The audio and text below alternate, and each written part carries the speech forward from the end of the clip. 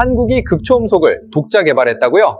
망상도 정도껏 하시죠. 나토 분석관들은 대놓고 비웃었습니다. 미국이 수조 원을 쏟아붓고도 양산에 고전하는 초고난도 기술, 최고 속도 마하 10 이상, 사거리 3,000km, 서울에서 쏘면 베이징까지 4분, 도쿄까지 7분, 워싱턴까지 30분, 현존하는 미국의 최신 요격 시스템조차 절대 피할 수 없는 괴물입니다. 스크램제트 엔진 하나 완성하는 데만 20년이 걸리고 지구상에서 5나라만 손에 쥔 영역을 한국이 해냈을 리 없다고 확신했습니다. 하지만 단 11일 뒤 이들의 오만은 무참히 박살났습니다. 미 국방부가 던진 137개의 1급 기밀 데이터, 한국은 이미 연간 120발, 대량 양산에 돌입했다. 나토 30이 개국 최고 전문가들을 단체로 패닉에 빠뜨린 대한민국의 압도적 방역, 세계의 군사 지도를 뒤집은 그 전율 돋는 전말을 지금 공개합니다. 콜드웰 박사, 당신은 희망사항과 현실을 구분 못하는 겁니까? 앙투안이 회의실 한복판에서 내뱉은 말이었습니다. 프랑스 출신의 유럽 방산 전문가, 10년 넘게 같은 복도를 쓰며 점심마다 샌드위치를 나눠 먹던 동료였죠. 그 사람 입에서 그런 말이 나올 줄은 상상도 못했습니다. 제 이름은 네이선 콜드웰, 53세,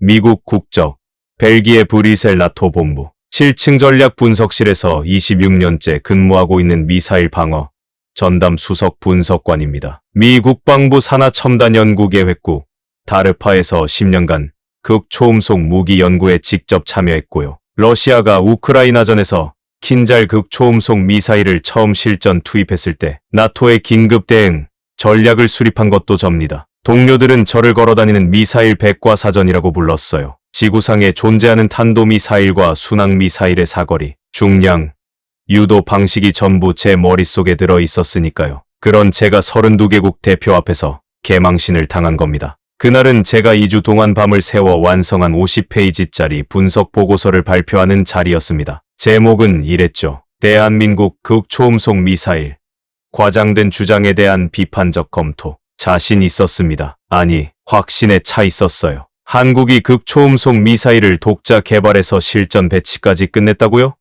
말이 됩니까? 스크램제트 엔진 하나 완성하는 데만 최소 20년이 걸립니다. 연소실 내부 온도가 2000도를 넘기면 일반 금속은 그냥 녹아내려요. 특수 세라믹과 탄소 복합재로 엔진을 새로 설계해야 하는데 이 소재 기술만 해도 10년 이상 매달려야 하는 초고난도 분야입니다. 거기에 마하 5 이상 속도에서 안정적으로 점화되는 초음속 연소 램제트까지 전 세계에서 5나라만 보유한 기술이에요. 저는 연단에 서서 또박또박 말했습니다. 한국의 개발 기간은 기술적 상식에 비추어 지나치게 짧습니다. 데이터가 공개된 적도 없고 양산 능력을 입증할 증거도 불충분합니다. 결론적으로 이 주장은 과대 포장된 것으로 판단되며 나토의 전략 수정은 불필요합니다. 발표를 마치고 자리에 앉았을 때 가슴 속에 안도감이 퍼졌습니다. 내 분석이 맞아. 한국이 이걸 해냈을 리가 없어. 26년간 미사일만 파온 내 눈이 틀릴 리 없다고요. 그런데 30분도 안 돼서 제 이메일함이 폭발했습니다. 미 국방부 정보국장 명의의 메일. 거기에 CIA 검증 도장, NSA 확인 마크까지 찍힌 첨부 파일이 137개. 본문은 딱 3줄이었어요. 콜드웰 박사, 귀하의 보고서에는 중대한 오류가 포함되어 있습니다. 한국의 극초음속 개발은 10년 넘게 추적해온 프로젝트이며 실전 배치는 사실로 확인됩니다. 즉각 재검토를 권고합니다. 화면을 보는데 얼굴에서 피가 쭉 빠지는 게 느껴졌습니다. 미국이요. 제가 가장 믿었던 미국이 한국 편을 들고 있었습니다. 제 분석을 정면으로 부정하면서요. 그때 앙투안이 제 자리까지 걸어와서 그 말을 한 겁니다. 희망 사항과 현실을 구분하라고요. 독일 출신 클라우스는 더 직설적이었죠. 26년 차 전문가가 편견에 가려서 현실을 못 보다니. 인정할 건 인정해야지. 영국 쪽 사이먼은 아예 눈도 안 마주쳤습니다. 복도에서 마주치면 고개를 돌려버렸어요. 그날 저녁, 브뤼셀 시내 아파트로 돌아오는 길이 유난히 길었습니다. 겨울 하늘은 잿빛이었고 바람은 뼛속까지 파고들었죠. 혼자 사는 집에 들어와서 냉동식품을 전자레인지에 돌려놓고 불도 안 켠 거실 소파에 주저앉았습니다. 천장만 멍하니 올려다봤어요. 26년입니다. 26년 동안 저는 이 분야의 최고라고 자부해왔습니다. 다르파에서 10년, 나토에서 16년. 전 세계 극초음속 무기의 모든 데이터가 제 손을 거쳐갔어요. 그 경력이, 그 자부심이 하루 만에 산산조각 난 겁니다. 눈물이 흘렀습니다. 53세 먹은 남자가 어두운 거실에서 혼자 울고 있었어요. 전문가로서의 자존심이 무너지는 소리가 귓속에서 울렸습니다. 그런데 더 괴로운 건 따로 있었어요. 울면서도 머릿속에서 한 가지 질문이 꺼지지 않았거든요. 어떻게? 한국이 대체 어떻게 이걸 해낸 거지? 미국도 아직 양산 단계에 들어가지 못한 극초음속 미사일을 한국이 먼저 실전 배치했다고 누군가 도와준 거 아닌가? 중국이 뒤에 있는 건 아닌가? 인정하기 싫었습니다. 제가 완전히 틀렸다는 걸 받아들이기엔 자존심이 너무 아팠으니까요. 하지만 그때까지만 해도 몰랐습니다. 제가 틀린 게 보고서 하나가 아니라 제 세계관 전체가 뒤집혀야 할 문제라는 거요. 모든 건 2달 전 1월의 어느 평범한 아침에 시작됐습니다. 2달 전으로 돌아가겠습니다. 그 참패가 있기 훨씬 전 사실 징후는 계속 있었습니다. 다만 제가 보지 않으려 했을 뿐이죠. 제 하루를 먼저 말씀드려야 이해가 되실 겁니다. 저는 20년 넘게 똑같은 루틴으로 살아온 사람이에요. 아침 7시에 나토 본부에 출근합니다. 7층 전략 분석실 제자리에 앉으면 가장 먼저 에스프레소를 2잔 내려요. 그걸 마시면서 전날 밤 들어온 기밀 보고서들을 훑은 것으로 하루가 시작됩니다. 제 책상엔 모니터가 3대 있어요. 왼쪽엔 러시아 동향, 가운데엔 중국 군사 정보, 오른쪽엔 미국 국방 예산 분석. 이 세 화면이 제 세계의 전부였습니다. 말 그대로요. 점심이면 나토 구내 식당에 내려가서 샌드위치를 집어들고 동료들 사이에 앉았습니다. 프랑스 출신 앙투아는 유럽 방산 시장을 꿰뚫고 있었고 독일 쪽 클라우스는 전차와 화포 체계가 전공이었어요. 영국에서 온 사이먼은 향이었죠. 점심 대화 주제는 늘 정해져 있었습니다. 러시아가 뭘 만들고 있다. 중국이 어디까지 왔다. 미국 신형 요격 시스템 예산이 얼마 잡혔다. 이 세 나라밖에 이야기를 한 기억이 거의 없어요. 한국이요. 한국은 대화 소재에 끼지도 못했습니다. 가끔 폴란드가 한국산 K9 자주포를 대량으로 사들였다는 보고가 올라오면 우리 반응은 한결같았어요. 독일 제품보다 싸니까 그렇겠지. 가성비 선택이야. 그게 끝이었습니다. 진지하게 들여다본 적이 단 한 번도 없었어요. 저녁 6시면 퇴근해서 브뤼셀 시내 아파트로 돌아갔습니다. 혼자 사는 집이에요. 냉동식품을 전자레인지에 돌려서 저녁을 때우고 밤늦게까지 군사학술지를 읽다가 잠드는 게 매일의 반복이었죠. 26년 동안요. 변화가 없는 예측 가능한 안전한 일상이었습니다. 그런데 그 안전한 일상에 금이 가기 시작한 건 지난해 하반기부터였어요. 처음엔 작은 숫자 하나였습니다. 한국 방위산업 수출액이 170억 달러를 돌파했다는 내부 보고서가 제 책상 위에 올라왔어요. 우리 돈으로 환산하면 22조 원이 넘는 금액이었습니다. 고개를 갸우뚱하긴 했지만 대수롭지 않게 넘겼죠. 그 다음엔 좀 더 큰 소식이 들려왔습니다. 폴란드가 독일제 레오파르트 전차 대신 한국산 K 전차를 980대나 주문했다는 겁니다. 독일 것을 안 사고 한국 것을 골랐다고요? 유럽 한복판에서요. 그것도 거의 1000대 가까이. 이어서 중동에서도 이상한 움직임이 포착됐습니다. 미국산 패트리어트 방공 시스템 대신 한국의 천궁 체계를 선택한 국가가 나타난 겁니다. 미국 무기를 밀어내고 한국 무기가 자리를 꿰찬 거예요. 저는 이 자료들을 넘기면서 콧방귀를 뀌었습니다. 가격이 싸서 그런 거야. 성능으로 치면 서방 제품이 당연히 위지. 한국산은 어디까지나 저가형 대안일 뿐이라고요. 그런데 속마음 깊은 곳에선 뭔가 불편한 게 꿈틀거렸습니다. 정말 가격만의 문제일까? 980대를 1000대 가까운 전차를 단순히 싸다는 이유로 발주하는 나라가 있을까? 결정적이었던 건 복도에서 스친 대화 한마디였습니다. 클라우스가 커피를 들고 지나가다가 툭 던진 말이에요. 콜드웰, 한국 미사일 사거리 족쇄가 완전히 풀렸다는 거 알아? 한미 미사일 지침이 아예 폐기됐다더군. 순간 등골이 서늘해졌습니다. 족쇄가 풀린 기술력이 어디까지 질주하는지 저는 이미 목격한 적이 있었거든요. 러시아가 미국과의 중거리 핵전력 조약에서 빠져나온 직후 무슨 일이 벌어졌습니까? 킨잘, 아방가르드, 사르마트, 괴물 같은 무기들이 쏟아져 나왔죠. 중국도 똑같았습니다. 제약이 사라지는 순간 기술 개발 속도는 기하급수적으로 치솟습니다. 한국도 같은 길을 걷고 있는 건 아닐까? 설마요. 그 정도까지는 아닐 겁니다. 저는 스스로를 달랬습니다. 한국은 K9 자주포나 잘 만드는 나라잖아. 미국 무기 수입해서 쓰는 동맹국이지. 극초음속 같은 초고난도 영역은 차원이 다른 이야기라고요. 그렇게 자신을 안심시키고 그날 밤도 침대에 누웠습니다. 그런데 잠이 안 왔어요. 천장을 올려다보는데 자꾸 하나의 질문이 머리를 맴돌았습니다. 내가 지금 뭔가 중대한 걸 놓치고 있는 건 아닌가? 직감이 경고음을 울리고 있었습니다. 무시했어요. 26년간 쌓아온 확신이 그 경고음보다 더 크다고 믿었으니까요. 그 확신이 산산조각 나는 데는 정확히 열하루가 걸렸습니다. 1월의 어느 금요일 아침이었습니다. 출근길은 여느 때와 다를 바 없었어요. 불이 셀 겨울 특유의 잿빛 하늘, 뼈를 파고드는 냉기, 나토 본부 정문을 지나 7층 분석실까지 올라가는 익숙한 동선. 자리에 앉아 에스프레소 첫 잔을 내리는데 휴대폰이 울렸습니다. 레리 웨스턴이었습니다. 펜타곤에서 극초음속 무기 개발을 총괄하는 책임자이자 제가 다르파 시절부터 15년 넘게 알고 지낸 동료예요. 레리가 먼저 전화를 거는 일은 흔치 않았습니다. 네이선, 오늘 메일함 열어봤어? 목소리가 평소와 달랐습니다. 장난기가 완전히 빠져 있었어요. 아직 안 봤는데 왜? 나토 정보부에서 긴급 건의 하나 내려갔을 거야. 앉아서 봐. 진심이야. 그리고 레리가 한마디를 덧붙였습니다. 한국 건의야. 한국이요. 레리 입에서 한국이 나오다니. 이 사람은 미국과 러시아,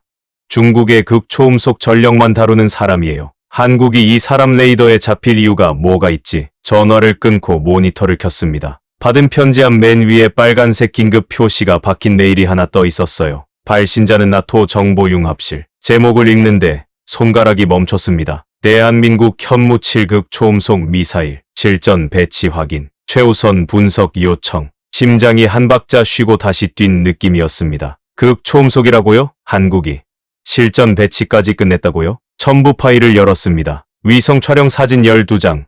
기술 분석 문서 47페이지. 미 국방부 정보국에서 넘어온 교차 검증 자료까지. 양이 어마어마했어요. 첫 번째 위성 사진부터 이상했습니다. 경상남도 진해 인근 군사시설이 찍혀 있었는데 발사대 형태가 제가 지금껏 분류해온 어떤 범주에도 들어맞지 않았어요. 탄도미사일 발사대가 아닙니다. 순항미사일용도 아니에요. 한 번도 본 적 없는 구조물이 위성 렌즈에 잡혀 있었습니다. 두 번째 사진은 충청남도 대전이었습니다. 한국 국방과학연구소 시험장에 거대한 지상연소 시험 설비가 들어서 있었고 그 옆에 선명하게 찍힌 표지판 글씨 스크램제트, 초음속, 연소 램제트, 엔진, 마하 5 이상의 극초음속 영역에서만 작동하는 그 기술 말입니다. 지구상에서 5나라만 손에 쥐고 있는 초고난도 엔진이에요. 47페이지. 기술 문서를 넘기기 시작했습니다. 스크램제트 지상 연소 시험 성공. 마하 7 비행체 개발 완료. 활강체 기동 검증 완료. 실전 배치 진행 중. 타임라인이 빈틈없이 적혀 있었어요. 실험실 수준이 아니었습니다. 단계마다 검증 데이터가 붙어 있었고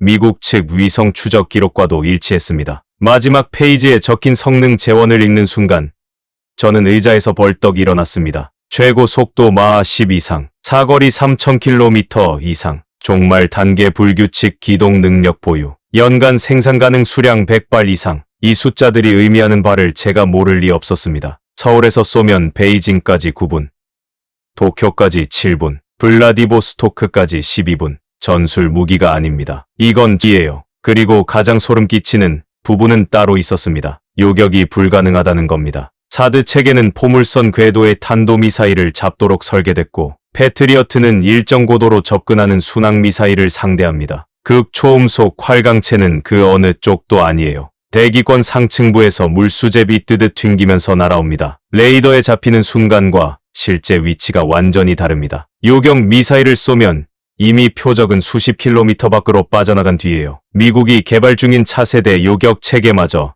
이걸 상대하지 못합니다. 아무리 생각해도 믿기지 않았습니다. 이건 오보야. 과장된 정보일 거야. 한국이 이걸 해냈을 리가 없어. 레리에게 다시 전화를 걸었습니다. 벨소리가 3번 울리고 그가 받았어요. 레리, 솔직하게 말해. 이 정보 신뢰할 수 있는 거야? 수화기 너머로 긴 침묵이 흘렀습니다. 한 3초쯤 지났을까요? 레리가 한숨을 내쉬며 입을 열었습니다. 네이선, 우리도 3개월 전부터 추적하고 있었어. 처음엔 나도 안 믿었거든. 한국이 스크램제트 지상시험에 성공했다는 첩보가 들어왔을 때 우리 판단은 실험실 수준이었어. 그런데 1년 반도 안 돼서 비행시험까지 통과하고 실전 배치 단계로 넘어간 거야. 솔직히 우리도 충격이야. 나토에는 오늘 아침에야 공식 공유가 된 거고 전화기를 쥔 손에서 힘이 빠졌습니다. 레리까지 인정하고 있었어요. 미국 내부에서도 이미 확인된 정보라는 뜻이었습니다. 전화를 끊고 모니터를 바라보는데 머릿속이 하얘졌습니다. 26년 동안 전 세계 미사일 동향을 추적해온 제가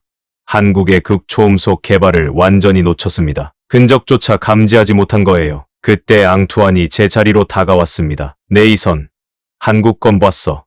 이거 진짜야? 고개만 끄덕였습니다. 클라우스가 뒤에서 끼어들었어요. 한국이라고. 미국 기술을 빼돌린 거 아냐? 영국 쪽 사임원은 더 노골적이었습니다. 중국이 뒤에서 밀어준 거겠지. 한국 단독으로는 절대 불가능한 기술이야. 저도 속으로는 같은 생각이었습니다. 한국 혼자 힘으로 이걸 해냈을 리가 없다고요. 누군가 도와줬을 거야. 기술을 넘겨받았을 거야. 그런데 보고서를 파고들수록 이상한 점이 드러났습니다. 엔진 설계 방식이 미국과 달랐습니다. 러시아식도 아니었어요. 중국이 쓰는 접근법과도 완전히 다른 구조였습니다. 어디서 베낀 흔적이 하나도 안 보였어요. 그렇다면 한국은 처음부터 끝까지 자기 방식으로 만들었다는 건데 카피본이 아니라면 대체 어떻게 이게 가능한 겁니까? 그날 오후 나토 긴급 전략회의가 소집됐습니다. 32개 회원국 대표들이 화상으로 접속했고 브뤼셀 본부 대회의실에는 20명이 넘는 고위급 분석관들이 둘러앉았습니다. 평소에는 러시아나 중국 안건으로만 열리던 자리예요. 한국 의제로 이 규모의 회의가 열린 건 제 기억에 처음이었습니다. 사무총장이 회의를 열었습니다. 오늘 의제는 대한민국의 극초음속 미사일 개발 현황입니다. 동북아 전력 균형에 중대한 영향을 미칠 수 있는 사안이니 깊이 있는 논의를 부탁드립니다. 폴란드 국방장관이 먼저 손을 들었어요. 현무7이 실전 배치된 게 사실이라면 동북아 군사 지형이 근본적으로 재편된 겁니다. 중국, 일본, 러시아가 어떤 반응을 보일지 예측이 안 됩니다. 프랑스 쪽 분석관은 한 발 더 나갔죠. 이건 지역 분쟁용이 아닙니다. 베이징, 도쿄, 모스크바까지 구분해서 15분 안에 타격 가능한 전략 무기예요. 한국은 핵탄두 하나 없이도 핵보유국에 준하는 억제력을 확보한 셈입니다. 핵무기 없이 핵보유국 수준의 억제력. 그 한마디가 회의실 공기를 바꿨습니다. 다들 표정이 굳었어요. 독일 장성이 질문을 던졌습니다. 한국이 이 무기를 실제로 어디에 쓰겠다는 겁니까? 북한 억제용이라면 이 정도 사거리와 속도는 과잉 아닙니까? 저는 그 질문을 듣는 순간 뭔가가 머릿속에서 맞물리는 걸 느꼈습니다. 한국은 이미 북한만 보고 있는 나라가 아니었어요. 지도를 펼쳐보면 답이 나옵니다. 서쪽엔 군사 굴기를 멈추지 않는 중국, 동쪽엔 재무장 속도를 높이는 일본, 북쪽엔 극동 전력을 증강하는 러시아, 한반도는 세 강대국의 화력 반경 한가운데 놓여 있는 겁니다. 사방이 잠재적 위협으로 둘러싸인 나라가 음속 미사일을 개발한 건 과잉이 아니라 생존 전략이었습니다. 현무7은 그 복합적인 위협 전체를 한꺼번에 상대하기 위한 해답이었던 거예요. 회의가 끝나고 분석실로 돌아오는 복도에서 제 발걸음이 무거웠습니다. 머리로는 이해가 됐어요. 데이터가 가리키는 방향이 명확했으니까요. 그런데 가슴이 따라가질 못했습니다. 이걸 인정하면 제 26년이 무너지는 거였어요. 저는 평생 하나의 신념 위에 서 있었습니다. 기술은 서방에서 출발해 동방으로 흘러간다. 미국이 길을 열고 러시아가 뒤따르고 중국이 모방하고 나머지 국가들은 완성품을 수입해서 쓴다. 이 위계 질서가 제 분석의 뼈대였고 보고서의 전제였고 전문가로서의 정체성 그 자체였습니다. 한국이 독자적으로 극초음속을 해냈다는 걸 받아들이면 그 뼈대가 통째로 부러집니다. 26년간 제가 써온 모든 보고서의 전제가 틀렸다는 뜻이 되니까요. 자존심이 허락하지 않았습니다. 그래서 저는 가장 어리석은 선택을 했습니다. 반박 보고서를 쓰기로 한 겁니다. 한국의 주장이 과장됐다는 걸 증명하겠다고 결심한 거예요. 지금 돌이켜보면 그건 분석이 아니라 자기 방어였습니다. 무너지는 자존심을 붙들어 매려는 발버둥이었죠. 2주 동안 밤을 새웠습니다. 사무실 불이 꺼지지 않았어요. 새벽 2시, 3시까지 키보드를 두드렸습니다. 50페이지를 채웠고 논거 3가지를 세웠죠. 스크램제트 엔진 완성에는 최소 20년이 필요한데 한국은 너무 빨랐다. 비행시험 결과가 공개된 적 없다. 양산 체계를 입증할 데이터가 부족하다. 제목을 이렇게 달았습니다. 대한민국 극초음속 미사일. 과장된 주장에 대한 비판적 검토. 보고서 첫 페이지에 이렇게 적었어요. 한국의 극초음속 기술은 초기 단계로 판단됨. 스크램제트 엔진 신뢰성 미검증. 양산 능력 의문. 나토 전략 수정은 시기상조. 그때 저는 몰랐습니다. 이 보고서가 제 커리어에서 가장 부끄러운 문서가 될 거라는 거요. 그리고 32개국 앞에서 발표한 그날, 여러분은 이미 아시죠? 미 국방부에 137개 첨부 파일이 쏟아졌고 동료들이 등을 돌렸고 저는 어두운 아파트 거실에서 혼자 울고 있었습니다. 바닥이었습니다. 26년 경력의 최저점이었어요. 그런데 바닥을 치고 나니까 이상하게 한 가지 질문만 또렷해졌습니다. 동료들의 조롱도, 미 국방부의 반박도, 제 자존심이 산산조각 난 것도 다 한쪽으로 밀려나고 딱 하나만 남았어요. 한국은 진짜 혼자 힘으로 이걸 해낸 건가? 미국 기술을 빼간 것도 아니고 중국이 뒤를 봐준 것도 아니라면 대체 어떤 사람들이 어떤 과정을 거쳐서 이 괴물을 만들어낸 거지? 참패로부터 닷새가 지났을 때 예상치 못한 사람이 손을 내밀었습니다. 참패 이후 닷새 동안 저는 사무실에서 유령처럼 지냈습니다. 동료들 시선을 피해 점심도 구내 식당 대신 자판기 커피로 때웠어요. 그러면서도 머릿속에서는 한 가지 집착이 꺼지지 않았습니다. 한국이 정말 혼자 해냈는지 아닌지 그걸 직접 확인하지 않으면 미칠 것 같았어요. 나토 정보망과 미국 쪽 채널을 뒤져서 한국 국방과학연구소 출신 연구자를 수소문하기 시작했습니다. 며칠을 헤맸어요. 현직은 당연히 접촉이 안 됐고 퇴직자 명단도 쉽게 나오지 않았죠. 포기하려던 참에 민간 방산연구소에 재직 중인 한 사람의 이메일 주소를 손에 넣었습니다. 한세진 박사.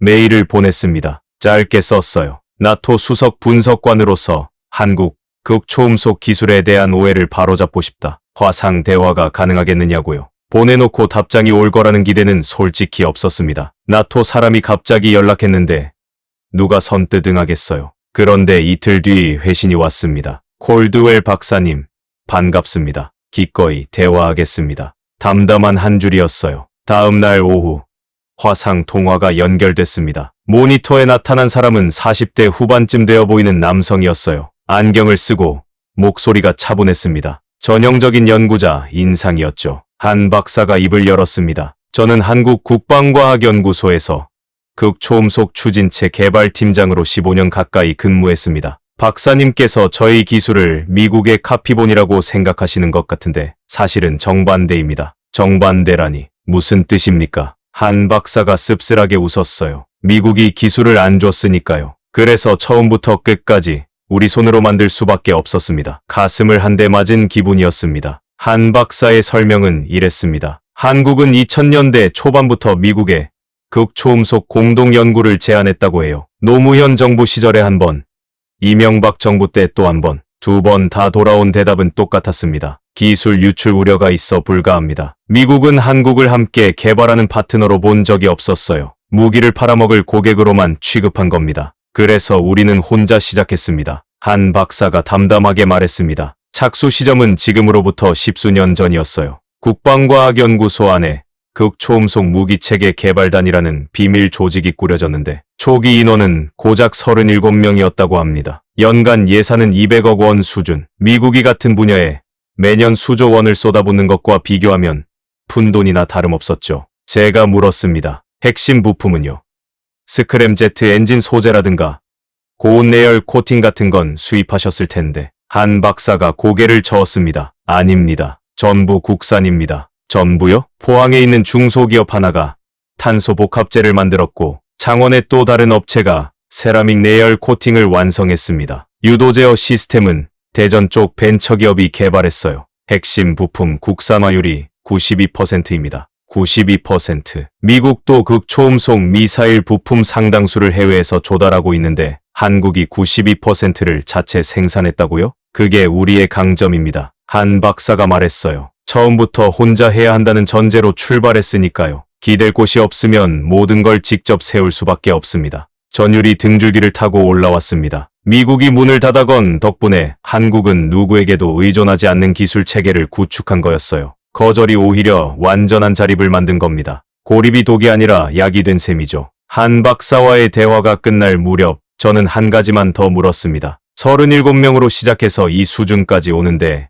몇 번이나 실패하셨습니까? 한 박사가 잠깐 말을 멈췄습니다. 그러더니 이렇게 말했어요. 콜드웰 박사님, 우리가 걸어온 길을 직접 들으시면 카피본이란 말은 절대 못하실 겁니다. 첫 번째 불꽃은 0.5초 만에 꺼졌거든요. 0.5초. 반 초짜리 불꽃에서 마하 10까지. 그 사이에 대체 무슨 일이 있었던 걸까요? 한세진 박사가 들려준 이야기는 제가 상상했던 것과 완전히 달랐습니다. 첫 지상 연소 시험을 했을 때 일입니다. 한 박사가 화면 너머로 말을 꺼냈어요. 스크램제트 엔진에 불이 붙었습니다. 마 5조건에서 점화에 성공한 거예요. 연구실이 환호성으로 가득 찼죠. 그런데요, 0.5초 만에 꺼졌습니다. 0.5초. 눈 한 번 깜빡하는 시간이에요. 그게 한국 극초음속 기술의 첫 발자국이었습니다. 그래도 한 박사는 그날을 실패라고 부르지 않더군요. 마5에서 점화가 됐다는 것 자체가 의미 있었습니다. 불이 붙었으니까요. 꺼진 건 나중에 해결할 문제였어요.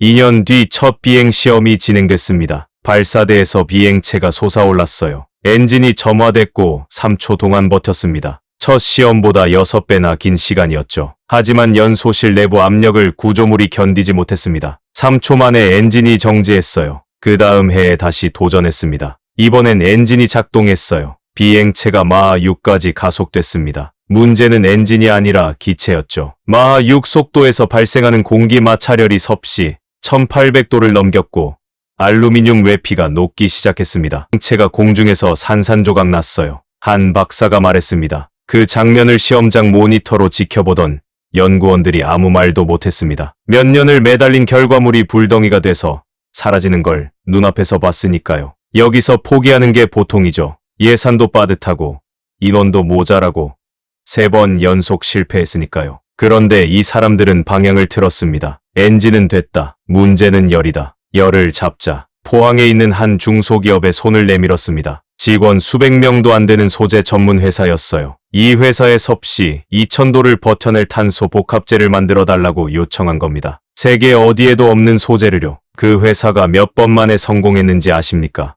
83번째였습니다. 82번의 시제품이 전부 실패했어요. 녹았고, 갈라졌고, 벗겨졌고, 부서졌습니다. 82번을 실패하고도 83번째 도전장을 내민 겁니다. 그리고 마침내 섭씨 2000도를 견디는 탄소 복합재가 세상에 나왔습니다. 창원의 또 다른 중소기업은 세라믹 내열 코팅 기술을 개발했습니다. 이 두 기술이 합쳐지면서 마하 5의 벽이 뚫렸어요. 비행시험에서 엔진이 12초 동안 안정적으로 돌아갔습니다. 미국도 초기 극초음속 시험에서 5초를 넘기기가 힘들었는데 한국은 12초를 찍은 겁니다. 그 뒤로는 가속도가 붙었습니다. 마하 7 달성, 엔진 연소 시간 23초, 그리고 활강체 기동 시험 성공. 마하 8로 비행하면서 좌우 15도씩 궤적을 틀어버리는데 성공한 겁니다. 이건 요격이 사실상 불가능하다는 뜻이에요. 저는 한 박사의 이야기를 들으면서 동시에 한국 방산 업체들의 특허 출원 내역을 추적했습니다. 스크램제트 엔진 연소실 설계 관련 특허 47건, 전부 한국 기업명이었어요. 탄소 복합재 내열 코팅 특허 62건, 역시 국내 출원이었습니다. 종말 유도 알고리즘 관련 38건까지 147건의 핵심 특허가 하나도 빠짐없이 한국인 연구진의 이름으로 등록돼 있었습니다. 카피본이 아니었습니다. 처음부터 끝까지 자기 손으로 만든 물건이었어요. 제가 26년간 절대 진리처럼 믿어왔던 기술의 위계 질서, 서방이 개척하고 나머지는 따라간다는 그 공식이 눈앞에서 허물어지고 있었습니다. 손이 떨렸어요. 이번엔 분노가 아니라 경외감 때문이었습니다. 그런데 바로 이 시점에서 외부의 방해가 시작됐습니다. 한국이 해낸 건 사실이었어요. 하지만 세상이 그걸 믿어줄 준비가 되어 있었느냐? 그건 전혀 다른 문제였습니다. 중국과 러시아가 움직이기 시작했거든요. 중국이 먼저 칼을 뽑았습니다. 관영 매체 환구시보가 대문짝만 한 기사를 쏟아냈어요. 제목이 이랬습니다. 한국 극초음속 미사일, 과대 포장된 프로토타입에 불과. 기사 내용은 노골적이었죠. 한국이 주장하는 현무칠은 실험실 수준의 시제품일 뿐이다. 양산 능력도 없고 신뢰성 검증도 안 됐다. 한국 정부의 허풍에 세계가 속아 넘어가고 있다. 러시아도 가세했습니다. 타스 통신이 러시아 국방분석가의 인터뷰를 실었어요. 현무칠은 선전용 무기다. 우리의 킨잘이나 아반가르드와 같은 선상에 놓는 것 자체가 우스운 일이다. 여기까지는 예상할 수 있었습니다. 중국과 러시아가 한국 무기를 깎아내리는 건 당연한 전략이니까요. 문제는 나토 내부였어요. 분위기가 다시 흔들리기 시작했습니다. 나토 전략회의에서 클라우스가 손을 들었어요. 우리가 한국을 과대평가하고 있는 건 아닙니까? 중국과 러시아 전문가들 이야기도 일리는 있어 보입니다. 사이먼도 거들었죠. 한국이 시제품 몇 발 쏜 걸 실전 배치라고 포장했을 가능성을 배제할 수 없습니다. 좀 더 신중해야 합니다. 나토가 다시 의심 쪽으로 기울고 있었습니다. 저는 궁지에 몰렸어요. 2달 전에는 한국을 깎아내리다 망신당했고 이제는 한국이 해냈다는 쪽으로 돌아섰는데 이번엔 중국과 러시아까지 반대편에 서 있는 겁니다. 제가 또 틀리면 이번엔 진짜 끝입니다. 26년 경력이고 뭐고 다 날아가요. 반대로 제가 맞다면 나토 32개국 전체를 설득해야 하는데 손에 쥔 카드가 부족했습니다. 결정적으로 빠진 퍼즐 조각은 양산 능력이었어요. 실험실에서 한두 발 만드는 것과 공장 라인에서 연간 수십 발을 찍어내는 건 하늘과 땅 차이거든요. 미국도 극초음속 미사일 양산에 아직 고전하고 있습니다. 부품 수급이 불안정하고 단가가 천문학적이라서요. 그날 밤 한세진 박사에게 긴급 메일을 보냈습니다. 박사님, 양산 능력을 증명할 수 있는 자료가 필요합니다. 지금 나토 전체가 회의론에 빠져 있어요. 중국과 러시아는 한국 기술을 시제품 수준이라고 폄하하고 있습니다. 이걸 뒤집을 확실한 근거가 없으면 아무도 안 믿습니다. 보내놓고 이틀을 기다렸습니다. 답이 없었어요. 초조함이 머리끝까지 차올랐습니다.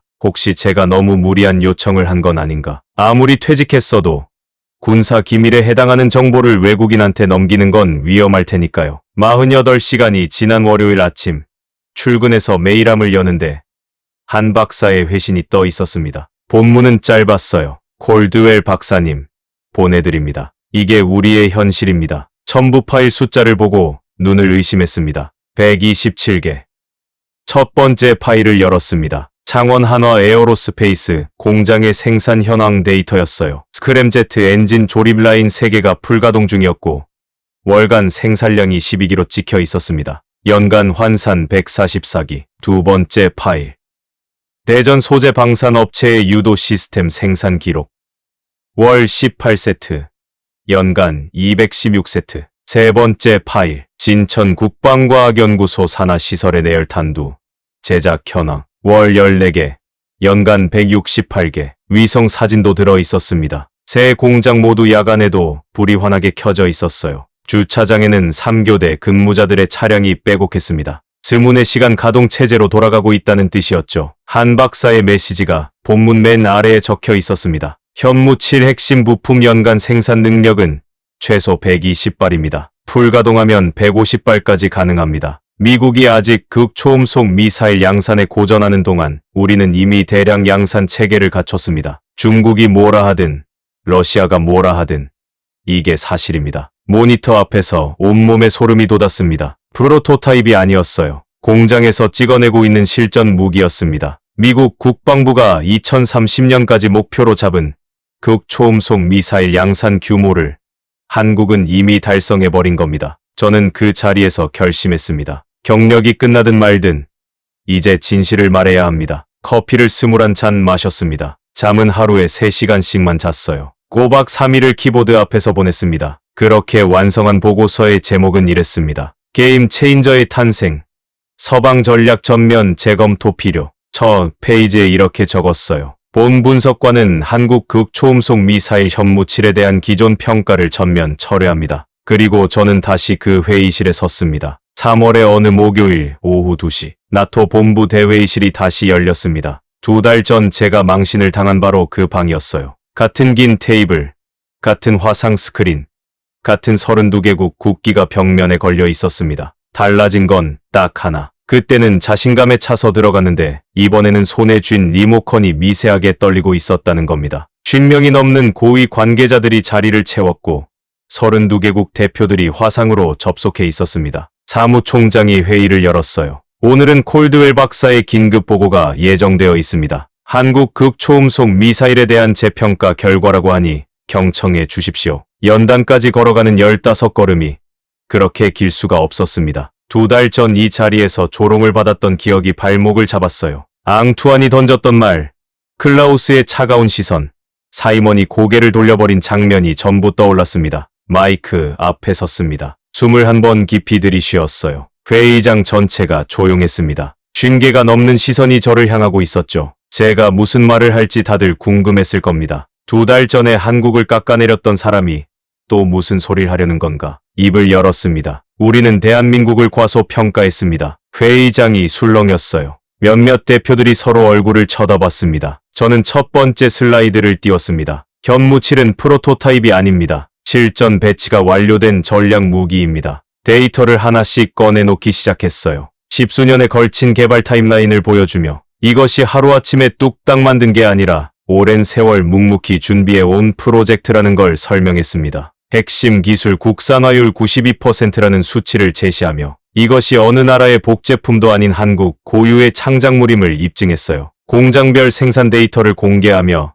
연간 120발 이상 양산이 가능하다는 사실을 밝혔습니다. 그리고 전략적 의미를 짚었습니다. 사거리 3000km, 최고 속도 마하 10점, 종말 단계 불규칙 기동, 서울 기준으로 베이징까지 9분, 도쿄까지 7분, 블라디보스토크까지 12분입니다. 현존하는 사드, 패트리어트, 미국의 차세대 요격 체계까지 전부 무력화됩니다. 이것은 한국이 핵탄두 한 발 없이도 핵보유국에 준하는 억제력을 확보했다는 의미입니다. 말을 마쳤습니다. 리모컨을 내려놓았어요. 정적이 흘렀습니다. 1초, 2초, 3초, 4초, 5초. 아무도 입을 열지 않았어요. 그 5초가 제 인생에서 가장 긴 시간이었습니다. 틀렸나? 또 망신당하는 건가? 심장이 귀에서 뛸 정도로 두근거렸습니다. 그때 미 국방부 대표가 자리에서 일어났습니다. 콜드웰 박사의 분석이 정확합니다. 우리 국방부도 독자 검증을 완료했으며 동일한 결론에 도달했습니다. 한국은 우리가 인정해야 할 극초음속 강국입니다. 프랑스 대표가 고개를 끄덕이며 말했어요. 유럽 안보에도 중요한 시사점입니다. 한국과의 방위산업 협력을 강화해야 합니다. 그 순간 회의장 여기저기서 박수가 터져 나왔습니다. 동료들이 제게 다가왔어요. 클라우스가 악수를 청하며 말했습니다. 네이선, 자네가 옳았어. 용기 있는 분석이었네. 2달 전 편견에 눈이 멀었다고 쏘아붙였던 바로 그 사람이에요. 앙투안도 어깨를 두드렸습니다. 사이먼은 멀리서 고개를 숙여 인사했어요. 복도에서 눈도 안 마주치던 그 사이먼이요. 저는 연단 위에 선 채로 눈에서 뜨거운 게 흘러내리는 걸 느꼈습니다. 2달 전에도 울었습니다. 어두운 거실에서 혼자 자존심이 부서지는 소리를 들으면서요. 그런데 이날의 눈물은 달랐어요. 53년 인생에서 처음으로 제 편견과 정면으로 싸워 이긴 순간이었습니다. 26년 동안 저를 가두고 있던 벽을 제 손으로 부순 거예요. 하지만 진짜 변화는 이 회의실 바깥에서 벌어지고 있었습니다. 보고서가 공개되자마자 유럽 전역에 충격파가 번졌습니다. 가장 먼저 움직인 건 폴란드였어요. 나토 발표 사흘 만에 국방부가 긴급 성명을 냈습니다. 한국 현무 시리즈 미사일 도입을 적극 검토하고 있으며 현무7 공동 생산 가능성도 협의 중이다. 이미 K 전차를 980대나 주문한 나라가 이번엔 극초음속 미사일까지 손을 뻗은 겁니다. 이틀 뒤엔 루마니아가 한국과 극초음속 기술 협력 협정 체결을 공식 발표했어요. 핀란드는 더 빨랐습니다. 국방장관이 직접 서울행 비행기에 올라 한국 국방부와 회담을 가졌죠. 독일 주간지 슈피겔이 특집 기사를 터뜨렸습니다. 제목이 이랬어요. 극초음속 시대.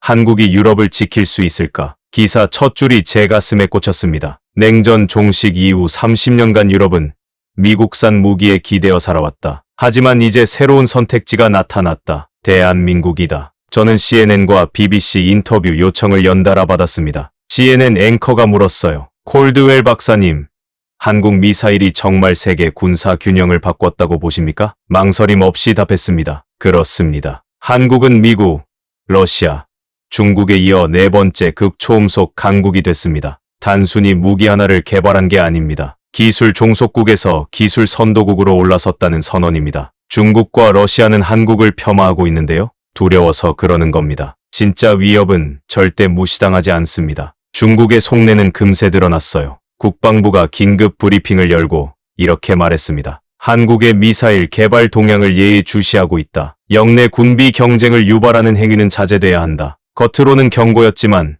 실은 긴장하고 있다는 방증이었죠. 일본의 반응은 더 직접적이었습니다. 총리가 국회에 나와서 선언했어요. 일본도 독자, 극초음속 무기 개발에 나서겠다. 국방 예산을 2배로 늘리겠다. 한국의 현무7이 일본의 군비 증강에 불을 붙인 겁니다. 경제 쪽 파급력은 군사보다 더 빠르게 퍼졌습니다. 한국 방산주가 일제히 폭등했어요. 한 달 새 한화 에어로스페이스 주가가 38% 올랐고 LI진엑스원은 42% 뛰었습니다. 한국 방위산업 시가총액이 불과 4주 만에 15조 원 불어난 거예요. 부품을 납품하는 중소기업들까지 호황을 맞았습니다. 83번 실패 끝에 탄소 복합재를 완성한 포항의 그 회사는 직원을 120명에서 380명으로 3배 넘게 늘렸어요. 창원의 세라믹 코팅 업체는 공장을 3배로 확장했고 대전의 유도 시스템 벤처는 나스닥 상장까지 검토하기 시작했습니다. 한국은행이 발표한 보고서는 충격적이었습니다. 방위산업이 한국 GDP 성장률에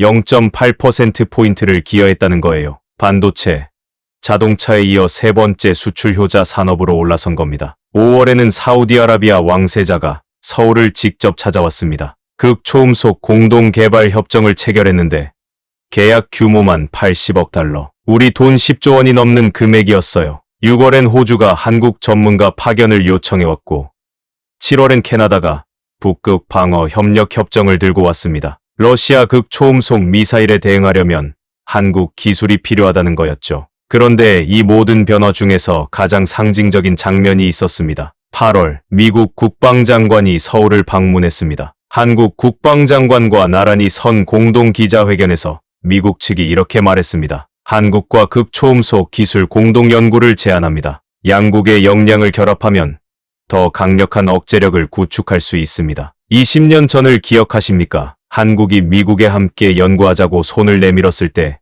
미국이 뭐라고 했는지 기술 유출 우려가 있어 불가합니다. 그 미국이 이제 먼저 고개를 숙이고 찾아온 겁니다. 한국 국방장관이 답했어요. 환영합니다. 다만 이번에는 대등한 파트너로서 협력하기를 원합니다. 미국 장관이 고개를 끄덕였습니다. 물론입니다. 한국은 이제 우리의 선생님이기도 합니다. 고객 취급하던 나라가 선생님이라고 부르는 순간을 저는 화면으로 지켜보고 있었습니다. 기술의 물줄기가 방향을 완전히 바꿨다는 걸 그 한마디가 증명하고 있었어요. 하지만 제가 이 모든 일에서 가장 오래 기억할 건 숫자가 아니었습니다. 저는 더 이상 예전의 네이선 콜드웰이 아닙니다. 나토에서 한국 전략 무기 전담 수석 분석관이라는 새 직책을 맡았어요. 유럽 각국 정부의 한국 방위산업 협력 자문을 제공하고 있습니다. 폴란드, 루마니아, 핀란드 국방부에서 초청 강연 요청이 들어왔죠. 강연 제목은 늘 같습니다. 한국에게서 배우는 기술 자립의 교훈. 아이러니하죠. 26년간 한국을 깔보던 사람이 이제 한국을 가르치는 게 아니라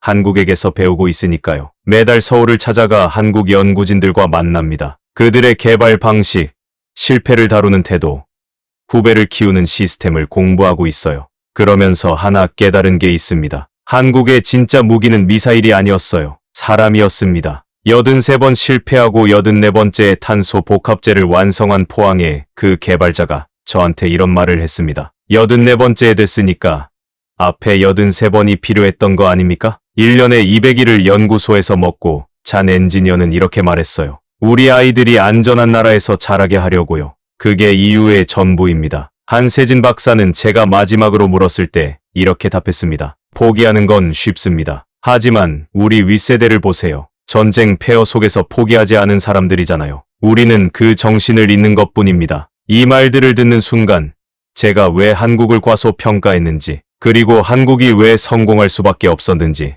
동시에 이해했습니다. 제 머릿속을 26년간 지배한 공식이 있었어요. 기술은 서방에서 동방으로 흐른다. 미국이 열고 유럽이 따르고 나머지는 줍는다. 이 오만한 도식이 제 눈을 가리고 있었던 겁니다. 틀렸습니다. 기술은 서쪽에서 동쪽으로 흐르는 게 아니에요. 땀과 집념이 있는 곳으로 흐릅니다. 돈만으론 안 됩니다. 시설만으론 부족해요. 꺼져도 다시 불을 붙이는 집요함. 82번 무너져도 83번째 일어서는 근성. 가족을 떠나 연구실에서 밤을 새우면서도 불평대신 이유를 말하는 사람들. 이게 기술을 만드는 진짜 원료입니다. 한국은 그걸 가지고 있었어요. 처음부터요. 70년 전 한국은 폐허였습니다. 전쟁이 끝났을 때 1인당 국민 소득이 67달러에 불과했어요. 미국이 무상으로 건넨 소총으로 군대를 꾸렸고 전차도 비행기도 전부 원조품이었습니다. 세계 최빈국 중 하나였죠. 그 나라가 지금 극초음속 미사일을 만들어서 전 세계에 수출하고 있습니다. 미국이 선생님이라 부르고